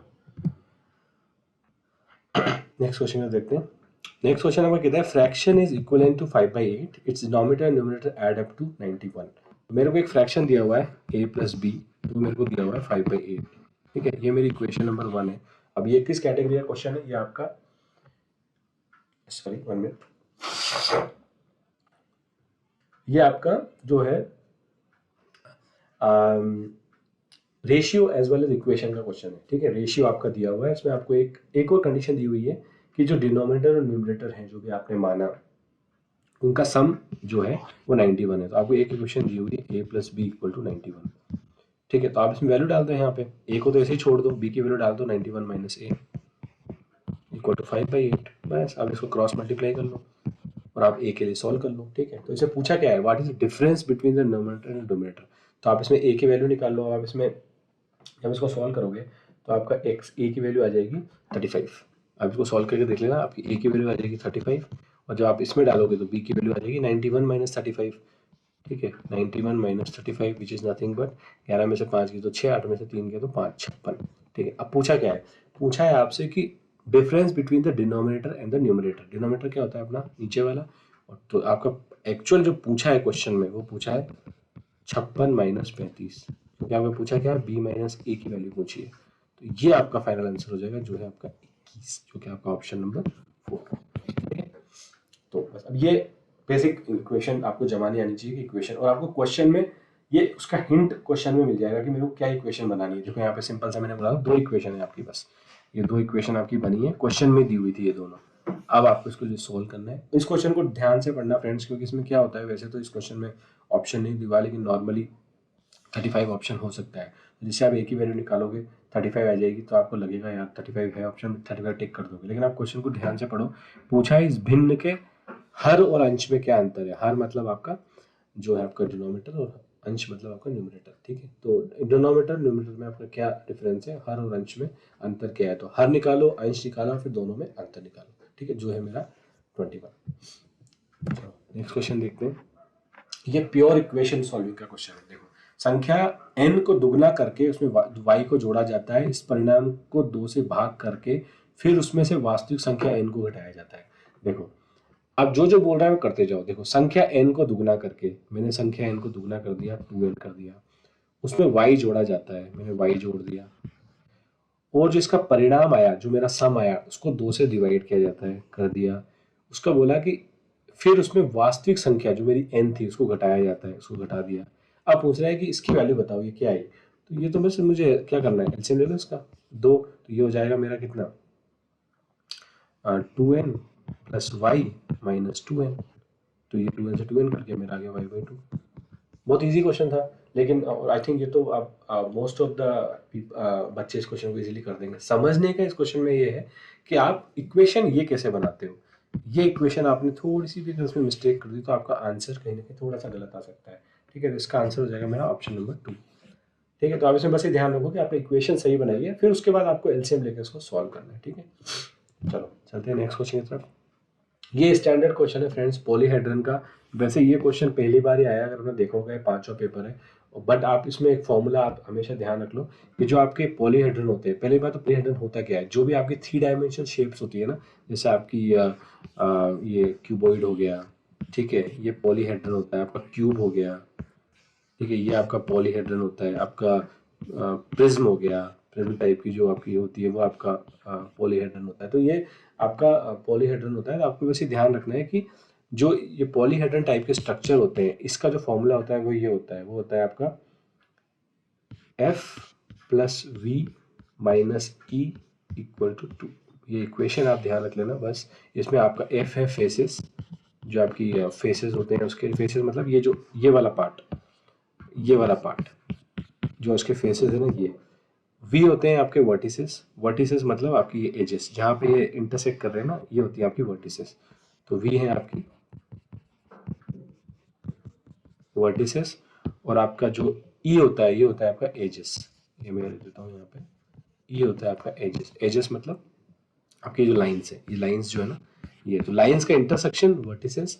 लाइन का पूरा जो बन गया है, पूरा रेक्टेंगल है तो क्यूबॉइड है तो रेक्टेंगल, ये है तो स्क्वायर, प्रिज्म है तो ट्राइंगल, ये आपका होता है उसका फेस, जो जिसको आप फेस देखते हो सामने। तो इसमें आप वैल्यू डालोगे, फेस 6 दे रखा है आपको, वर्टिसेस 8 दे रखे हैं, ई पूछा है तो आपको सॉल्व करोगे तो आपका ई आ जाएगा इसमें option number B, which is nothing but 12।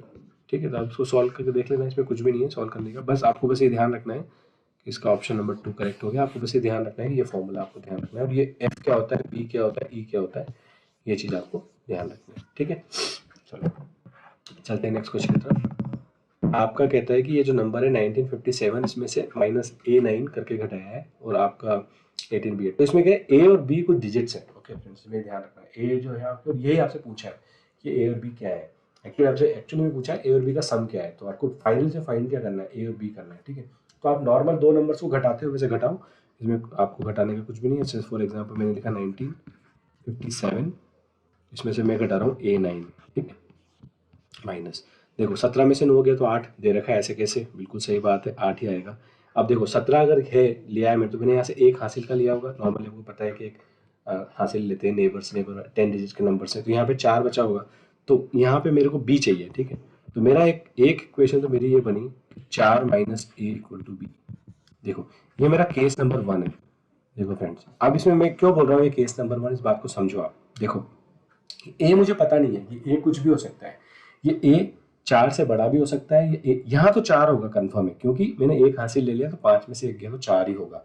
लेकिन ये ए मुझे पता नहीं है, ए मेरा 4 से बड़ा भी हो सकता है, ए मेरा 4 से छोटा भी हो सकता है। ठीक है, अगर सोचो मेरा ए 4 से छोटा हुआ तो मैं इसको घटा दूंगा, क्या दिक्कत है, 4 - 3। अगर मेरा ए 4 से बड़ा है सपोज फॉर एग्जांपल, तो फिर मुझे क्या करना पड़ता है, नॉर्मली जब नीचे वाला नंबर बड़ा होता है तो मैं फिर से हासिल लेता हूँ, तो मुझे फिर से हासिल लेना होगा इधर से। तो अब जब मैं हासिल लूंगा तो यहाँ पे 4 है, हासिल लिया तो मेरा 14 हो गया। अब मेरी जो इक्वेशन बनेगी वो बनेगी 14 - A = B। ठीक है, तो ये है मेरा केस नंबर 2। तो ये इस क्वेश्चन में छोटी सी ट्रिक है, आपको ध्यान रखना है कि ये केस नंबर 2 है। अब इससे अगर मैं देखूँ कि मुझे पूछा गया है sum of the digits of A and B, तो मुझसे एक्चुअली में अगर मैं पहले इक्वेशन देखूँ तो मेरा आता है a + b = 4, और दूसरी इक्वेशन से मेरा आता है a + b = 14। तो एक्चुअली मेरे दोनों ही सही है इस केस में, लेकिन इसमें ऑप्शन मेरा जो दे रखा है वो ऑप्शन केवल ये दे रखा है, तो मेरा ऑप्शन नंबर 2 सही हो जाएगा। लेकिन इसमें ये भी सही है, a + b = 4 भी आपका जो है करेक्ट है। अगर 4 होता और दोनों होते तो मुझे लगता है कि शायद ये क्वेश्चन बोनस हो जाता, लेकिन उन्होंने एक ही ऑप्शन दिया तो आपका इसका ऑप्शन 2 सही हो जाएगा। ठीक है, तो बस इसमें ये आपको ध्यान रखना है कि दो केसेस में इंपॉर्टेंट है, केस नंबर 1, केस नंबर 2। जब आपका जो ए है वो जो भी आपका ऊपर डिवाइड कर रहे हैं उससे छोटा है तो केस नंबर 1 बनेगा, अगर वो बड़ा है तो केस नंबर 2 बनेगा। ठीक है, तो आपको ये बात ध्यान रखनी है। इस टाइप के क्वेश्चन आते हैं फ्रेंड्स, कई बार एक बार पीले पेपर में भी आए थे।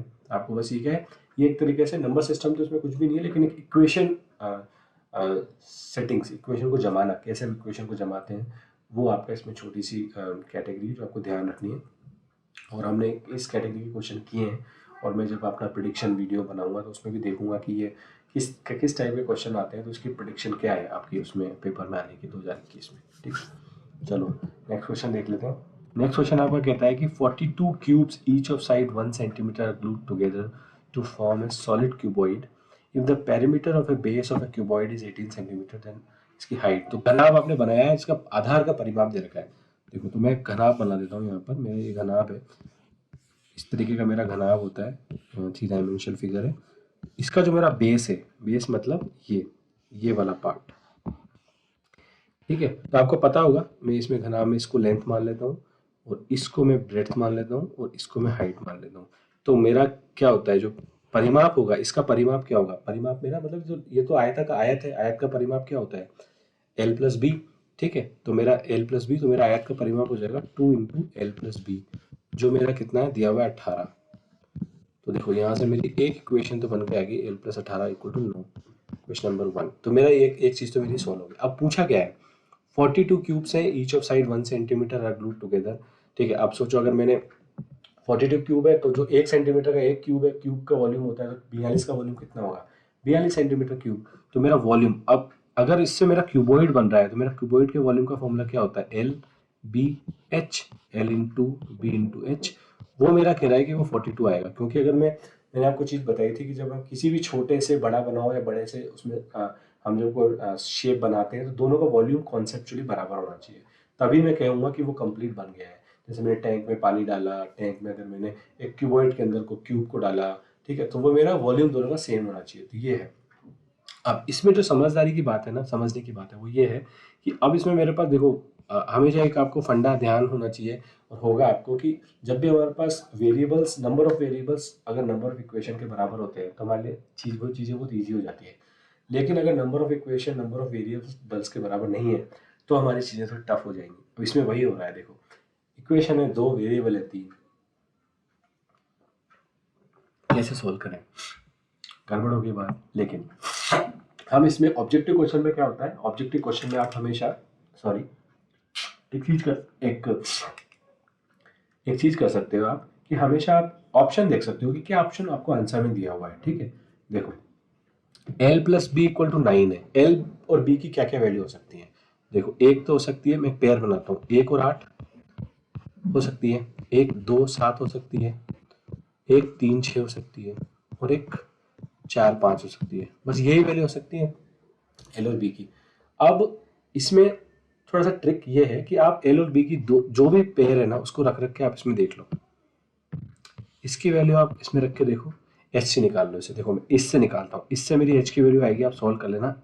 एल इंटू बी कितना हो गया 8, 42/8। क्या एच मेरा ऑप्शन में ऐसा कुछ दे रखा है कहीं भी, तो ये तो मुझे लगता नहीं कि होगा। ठीक है, मैं इससे सॉल्व करता हूँ। ये है मेरा 7 × 2, ठीक है 14। तो एच की वैल्यू मेरी आएगी इससे, ये मेरा एल इंटू बी है, इसकी वैल्यू डालता हूँ अभी यहाँ पे एल इंटू बी में, ये हो जाएगी मेरी 42/14। इससे मेरा हो रहा है 14 × 3 आ रहा है, तो एच की वैल्यू 3। अरे मेरा आंसर आ गया, बस मेरा तो हो गया काम यहाँ पे, मुझे अभी तो चेक करने की भी जरूरत नहीं है, मेरा तो एच की वैल्यू 3 आ गई। लेकिन आप चाहे तो कर लो, इनसे भी आपका कोई भी ऑप्शन मैच नहीं करेगा। करता है अगर मैच तो फिर से ये क्वेश्चन बोनस हो जाएगा, क्योंकि और कोई तरीका ही नहीं है इस क्वेश्चन को करने का। यानी कि ये जो आपकी एल और बी की वैल्यू है इस डेटा के लिए, ये दो टाइप की वैल्यू सेटिस्फाई कर रही है। लेकिन आप देखोगे कि 6×18 42/18 कुछ भी नहीं होता, और 4×5 = 20, 42/20 जो भी नंबर आएगा वो ऑप्शन में नहीं है। तो आपका जो करेक्ट आंसर हो जाएगा वो 2 और 7। तो एल और बी की वैल्यू 2 और 7 अगर आप लिखते हो उससे आपका क्वेश्चन सॉल्व हुआ है। ठीक है, चलो चलते हैं नेक्स्ट क्वेश्चन की तरफ। In a triangle P Q R, आपका जो ये है ये चीज दे रखी है। देखो ट्राइंगल का जहां भी क्वेश्चन आ जाए ना, मैंने आपको दो चीजें बताई थी। दो चीजें क्या बताई थी मैंने आपको, एक तो बताई थी कि तीनों का सम 180 होता है, और अगर ट्राइंगल है तो सबसे बड़ी भुजा जो है उसकी वैल्यू है, तो दोनों भुजाओं का सम उसकी बड़ी भुजा की वैल्यू से हमेशा ज्यादा होता है। ये दो मैंने आपको रामबाण बताए थे हर ट्राइंगल में, आप इनको हमेशा रिवाइज कर लो, ध्यान कर लो। एक मैं आपको चीज और बता देता हूँ, एक्चुअली ट्राइंगल से रिलेटेड नहीं है, लेकिन आपको हमेशा एक ट्राइंगल में ये ध्यान रखना है कि अगर कोई भी ट्राइंगल पी क्यू आर है, जो आपका एंगल होता है ना, जो आपका यहाँ पे एंगल, इसके सामने वाली भुजा पे डिपेंडेंसी होती है उसकी। अब कैसे होती है ये मैं आपको समझाता हूँ। देखो देखो अगर सोचो आपने यहाँ पे एक पॉइंट है, हम कोई भी पॉइंट से अगर एंगल बना रहे हैं तो हमको दो लाइन चाहिए। ठीक है, मैंने दो लाइन बनाई यहाँ से, ठीक है, तो ये मैंने एक लाइन बनाई, ठीक है ऐसे। अब देखो ये कुछ एंगल है, माना कि मैंने माना ये 30 डिग्री एंगल है। जैसे ही मैं इसकी लेंथ बढ़ाऊंगा, ठीक है, मैंने इसकी नया पेन ले लेता हूँ, मैंने इसकी लेंथ बढ़ाई की, ठीक है, इस लाइन को मैंने इलोंगेट कर दिया दोनों साइड से। देखो आप नोट करोगे ये एंगल भी बढ़ा होगी, जैसे जैसे आप इसकी लेंथ बढ़ाते जाओगे ये एंगल की वैल्यू बढ़ती जाएगी।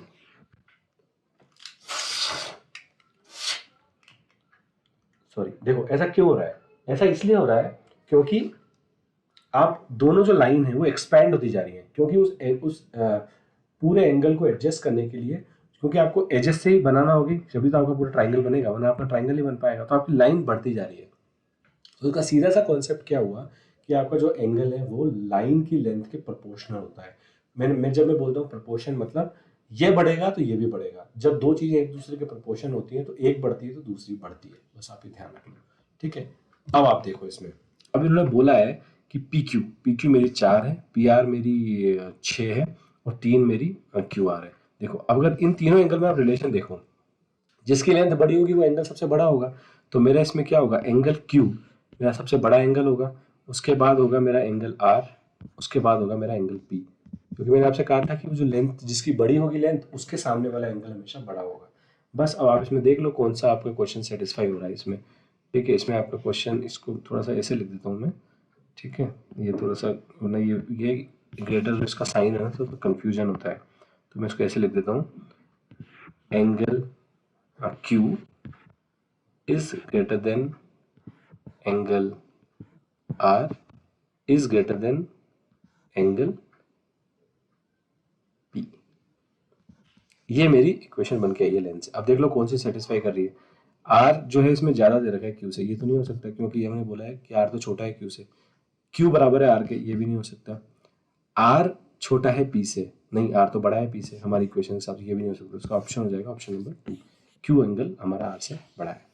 ठीक है, बस अब आपको इसमें छोटा सा कॉन्सेप्ट ये याद रखना है। चलो हमारा नेक्स्ट क्वेश्चन है, ये भी क्वेश्चन है। मैंने आपको एक चीज़ कॉन्ग्रुएंसी टाइप की कही थी, बताई थी। कॉन्ग्रुएंसी क्या होती है कि अगर कोई भी ट्राइंगल एक दूसरे पे अगर ओवरलैप हो जाते हैं तो वो आपकी कॉन्ग्रुएंसी कहलाती है। और वो बस हमें ध्यान नहीं रखना है कि हम उसको उसी डायरेक्शन में काउंट कर रहे हैं। जैसे मैं इसको अगर ए बी सी बोल रहा हूँ तो मैं इसको एल एम एन बोलूँगा, तो मेरा सेम डायरेक्शन में मैं उसको काउंट कर रहा हूँ। अगर मैं बोल रहा हूँ एल एन पी तो मैं इसको ए सी बी बोलूँगा, तो वही डायरेक्शन मेरी ध्यान रखनी है। अब कॉन्ग्रुएंस मतलब अगर मैं इस ट्राइंगल को उठा के इस ट्राइंगल पे रख दूँ तो मेरे दिखेगा नहीं, पीछे वाला ट्राइंगल मुझे दिखे नहीं, ये मेरी कॉन्ग्रुएंसी होती है। ठीक है, अब मेरे इसमें बोल रखा है कि A B C L M N दो ट्राइंगल है, ए बी जो है एल एम के बराबर है, ये दोनों बराबर है। ठीक है, अच्छी बात है। ए सी एल एन के बराबर है, यानी ये दोनों भी बराबर है, तो ये भी आइसोलेस ट्राइंगल हो गया, ये भी आइसोलेस ट्राइंगल हो गया। ठीक है, अब ये बोला है इन्होंने कि जो एंगल बी है, ये वाला एंगल, ये एंगल एन के बराबर है। ठीक है, ये भी इन्होंने चीज बोल दी, बहुत अच्छी बात है। अब ये बोल रहे हैं कि बताओ इनमें से कौन सा ऑप्शन सही है। ठीक है, हम एक एक ऑप्शन को चेक करते हैं। Triangles must be congruent, option 2 को देखो, मस्ट बी। अब आप इसमें एक बात नोट करो, देखो ये एंगल तो समान नहीं है ना, ये एंगल तो सेम नहीं है, तो यानी कि ये एंगल चेंज होगा। अगर ये एंगल चेंज होगा तो इन दोनों को समान रखते हुए मैं एंगल चेंज, ये ट्राइंगल की वैल्यू बढ़ा सकता हूँ, मैं इसको ऊपर ला सकता हूँ, इसके ऊपर तो नहीं आएगा क्योंकि एंगल बड़ा हो गया तो लाइन थोड़ी सीधा निकल जाएगी। तो मेरा ये ऑप्शन तो बिल्कुल ही गलत हो गया कि ट्राइंगल मस्ट भी कॉन्ग्रुएंट, मस्ट तो नहीं हो सकते। ठीक है, मैं चलता हूँ ऑप्शन नंबर 1 पे, triangle can not be congruent, इसको मैं छोड़ देता हूँ थोड़ी देर के लिए। मैं ऑप्शन नंबर 4 को चेक करता हूँ, टू मेरा गलत हो गया, 4 को चेक करता हूँ। Triangles are congruent only if A B equal to A C, triangles are congruent only if A B equal to A C. ये कह रहा है कि ये 4 हो, ये भी 4 हो, लेकिन ये 4 हो, ये भी 4 हो, तो ये तो ठीक है, इसमें कोई दिक्कत नहीं है। लेकिन ये तो फिर भी ये एंगल इंपॉर्टेंट हो गया ना इसमें, क्योंकि अगर ये एंगल अगर आपका नहीं है तो ये भी मेरा ऑप्शन नंबर गलत हो गया। ठीक है, अब मैं करता हूँ ऑप्शन नंबर 3 की तरफ, triangles will be congruent if angle data B is a right angle triangle. देखो ये अगर बोला कि ये राइट एंगल ट्राइंगल है तो ये कॉन्ग्रुएंट हो सकते हैं। यस, ये तो मुझे ऑप्शन लग रहा है कुछ ना कुछ इसमें होगा।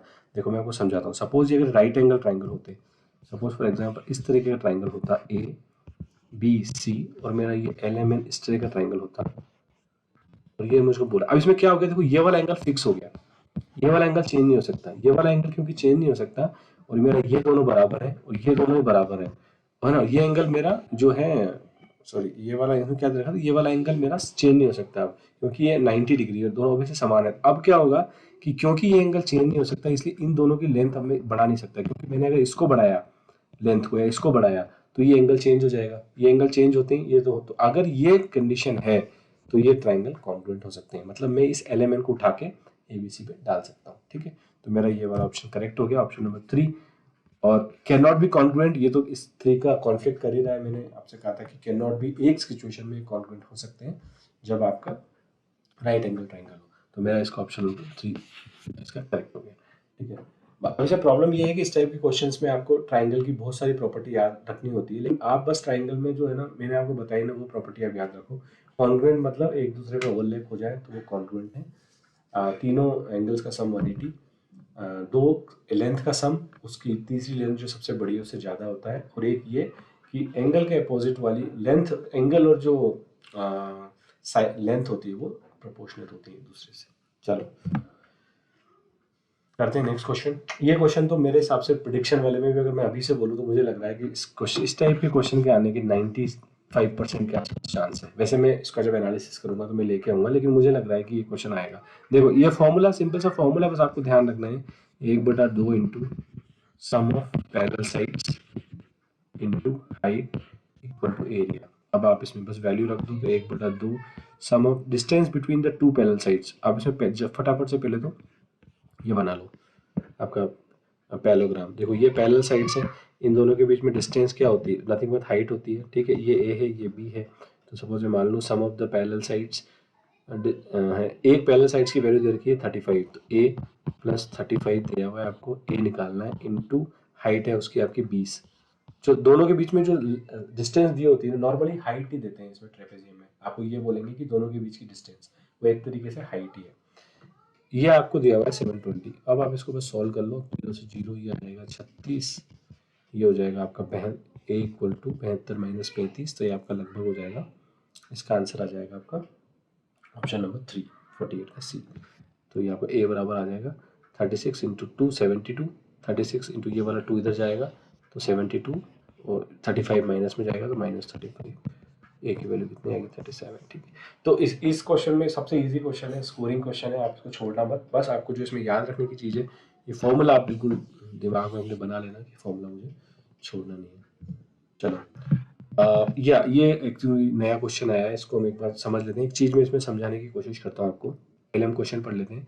10 मोमबत्तियों का क्रय मूल्य कॉस्ट प्राइस 8 मोमबत्तियों के विक्रय मूल्य सेलिंग प्राइस के बराबर है, तो आपको प्रॉफिट और लॉस निकालना है। देखो इसमें मैं आपको एक छोटी सी चीज़ बताता हूँ फ्रेंड्स। देखो फॉर्मूला तो हमको पता ही है, फॉर्मूला सिंपल सा होता है, selling price minus cost price divided by cost price 100।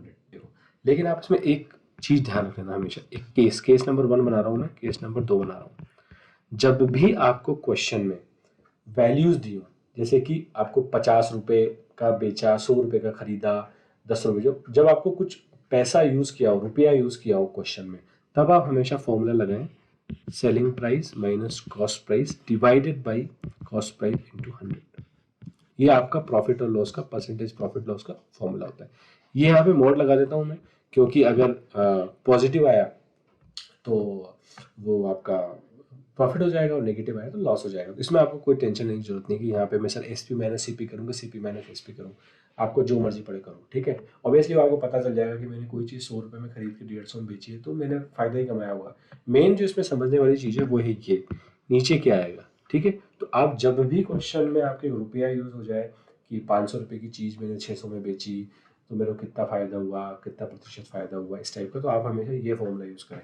जब भी आपको क्वेश्चन में सामान दे दे कि मैंने 8 सेब खरीदे और 10 सेब बेच दिए, या तो बताओ मुझे कितना प्राप्त हुआ। या कि जैसे ये क्वेश्चन है कि अगर 10 कैंडल की कॉस्ट प्राइस 8 की सेलिंग के बराबर है तो बताओ मेरा कितना लॉस परसेंटेज है।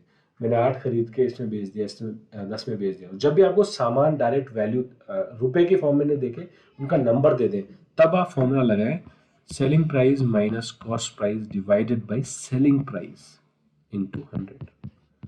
ये आपका है परसेंटेज प्रॉफिट और लॉस, प्रॉफिट और लॉस। ये इसमें इंपॉर्टेंट चीज़ है। नीचे क्या आएगा, जब भी सामान है तो एसपी आएगा, अगर रुपया है तो सीपी आएगा। बस आपके सारे क्वेश्चन से सॉल्व हो जाएंगे। आपको बिल्कुल एक चीज़ याद रखना है और ये चीज़ आपकी, अब आप इस क्वेश्चन में लगाओ। देखो अब मैं एप्लीकेशन देखते हैं इस क्वेश्चन की, इस फॉर्मूले की। मेरे से पूछा है तो cost price of 10 candles 8 candles, तो परसेंटेज लॉस ये निकालना है। देखो मैंने आपको बताया था, क्या बोला था मैंने आपसे, कि जब भी आपका जो सेलिंग प्राइस है वो जो क्वेश्चन में अगर वो नंबर्स दिए हुए हैं डायरेक्ट, तो आपका क्या होगा, वो आपका ये वाला फॉर्मूला लग जाएगा उसमें, ठीक है। अब इसमें देखो पूछा है कि जो 10 कैंडल्स की जो है सेलिंग प्राइस इसके बराबर है। तो देखो ये तो मुझे क्लियरली पता लग गया, देखते हैं कि इसमें तो गेन होगा, क्योंकि 10 कैंडल की जो कॉस्ट प्राइस है उतना जो पैसा था मेरा 8 में निकल के आ रहा है, 2 कैंडल तो मेरी बची गई, इसका मतलब मुझे प्रॉफिट ही हुआ होगा, तभी तो इन्होंने उसको इस तरीके से किया है। तो 10 माइनस 8, प्रॉफिट तो मेरा हो गया 2, ठीक है, प्रॉफिट हो गया मेरा 2 डिवाइडेड बाई 8 इंटू 100, ठीक है।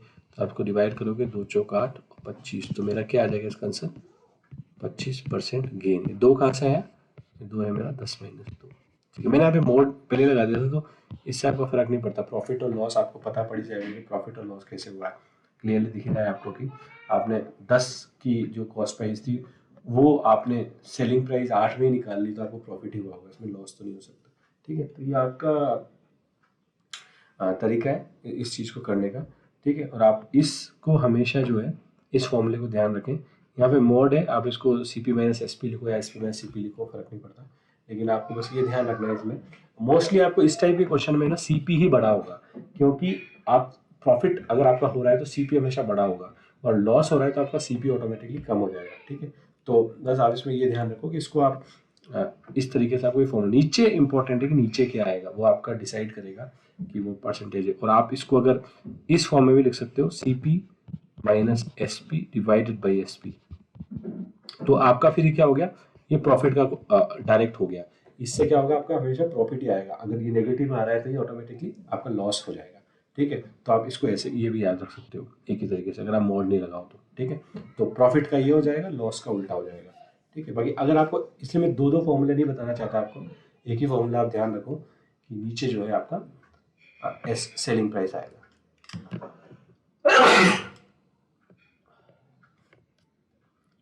सॉरी, ओके, चलो next, last but not the least. तो ये तो हमने मीन मीडियन मोड के तो हमने काफ़ी सारे क्वेश्चन किए हैं। हमारा ये क्वेश्चन बहुत सिंपल है। हमको करना क्या होता है, मैंने आपको पहले ही बताया था कि जैसे आपको ये क्वेश्चन दिखे, आपको सबसे पहले सॉर्ट कर लेना है नंबर्स को।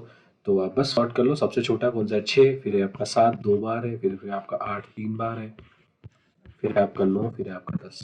नंबर कितने हो गए, 3 3 6 2 8, 3 3 6 2 8 नंबर हो गए। बस छोटा सबसे ये है, बड़ा सबसे ये है। चलो क्या पूछा है मेरे से, पूछा है मीन ऑफ द मीडियन। तो 4 यहाँ से छोड़ दो, सॉरी 3 यहाँ से छोड़ दो और 3 यहाँ से छोड़ दो, तो आपके 2 बचे। अब मैंने आपको एक चीज़ बताई थी कि जब भी आपको अगर और नंबर्स हो और आपको मीन निकालना हो, बीच का सॉरी मीडियन निकालना हो, तो क्या होता है, आगे से आप उतने छोड़ दो, पीछे से उतने छोड़ दो। लेकिन अगर आपका इवन नंबर आ गए तो आपके 2 नंबर आ जाएंगे। देखो मैंने यहाँ से 3 छोड़े और यहाँ से भी 3 छोड़े, तो मेरे 2 नंबर आ गए बीच में। तो मैंने क्या कहा था कि जब इसका मीडियन निकालना हो, 2 नंबर आ जाए तो आप उन दोनों का मीन निकाल दो। तो इन दोनों का जो मीन होगा 8 + 8 डिवाइडेड बाई 2, ये मेरा 8 ही होगा। लेकिन सोचो ये अगर 8 और 6 होते तो मेरा मीन डिफरेंट हो जाता, सॉरी मीडियन डिफरेंट हो जाता। तो मेरा इसका मीन होगा 8। अगर यहाँ पे 8 और 6 होते तो 8 + 6 बटा 2 14/2, मेरा मीडियन 7 हो जाता। तो मेरा इसका मीडियन कितना हो गया, 8 हो गया। और मेरे से क्या पूछा है, मोड। मोड क्या होता है, जिसकी जो नंबर सबसे ज़्यादा रिपीट हुआ है मेरा मोड होता है। तो मेरा ये 8 इसका मोड हो जाएगा, तो मेरा 8 ही मोड हो जाएगा और 8 ही मेरा इसका मीडियन हो जाएगा। पूछा क्या है, मेरे से पूछा है कि बताओ इसका इन दोनों का मीन क्या है। तो मेरा मीन क्या हो जाएगा, इसका जो 8 ही है, तो मीन मीन मेरा क्या होता है, फिर से मोड, जो मेरा मोड निकला है plus median divide by 2 which is nothing but 8 + 8/2। तो ये मेरा हो जाएगा 8। तो मेरा इसका आंसर क्या हो जाएगा, चलिए ऑप्शन नंबर 2 मेरा इसका करेक्ट आंसर हो जाएगा।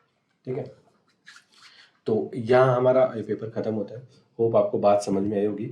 ये लास्ट स्लाइड मैंने फिर से आपकी वही वाली स्लाइड ऐड कर दी जो हमने देखा है कि हम कितने टाइप के क्वेश्चंस हमने, किस कैटेगरी के क्वेश्चंस हमने इस वीडियो में किए हैं। तो आपको ये, अब ये इस स्लाइड को देख के आपको अंदाजा लगेगा आपने सॉल्व करने के बाद हमने क्या सीखा है इस वीडियो से, इस क्वेश्चंस को, कितने क्वेश्चंस को हमने सीखा है। तो ये आइडिया मैंने अभी इस वीडियो में यूज़ किया और अब हम ये गोइंग टुगेदर सारे वीडियोज़ में इस चीज़ को यूज़ करेंगे और आपको इससे डेफिनेटली आपको कहीं ना कहीं इससे फ़ायदा मिलेगा। ठीक है, तो ठीक है, तो होप आपको ये वीडियो पसंद आया होगा और मैं अपनी तरफ से मैं पूरी मेहनत कर रहा हूँ। अगर आपको ये मेहनत पसंद आती है, आपको लगता है तो इसको जितना जैसा हो सके सब लोगों से शेयर करें, चैनल को ज़रूर सब्सक्राइब करें। सब्सक्राइब करने के लिए बोलें अपने फ्रेंड्स को, ताकि उसका फ़ायदा क्या है, उसका फ़ायदा यही है कि आप जब सब्सक्राइब करके बेल आइकन को प्रेस करते हो तो मैं जब भी कोई वीडियो लेकर आता हूँ तो आपको उस नॉलेज को तुरंत आपको नोटिफिकेशन आ जाता है। ठीक है, तो अपनी बस ये है कि अपनी जो है उसको तैयारी को मजबूत करें और दृढ़ता से करें। सीटेट का पेपर आने वाला है, मैं अपनी तरफ से पूरी मेहनत कर ही रहा हूँ। आपको बस दिल लगा के पढ़ना है और आपको बिल्कुल भी इसमें घबराने की ज़रूरत नहीं है। चलो ठीक है, मिलते हैं नेक्स्ट वीडियो पर, तब तक के लिए अलविदा, शुक्रिया, शबा खैर।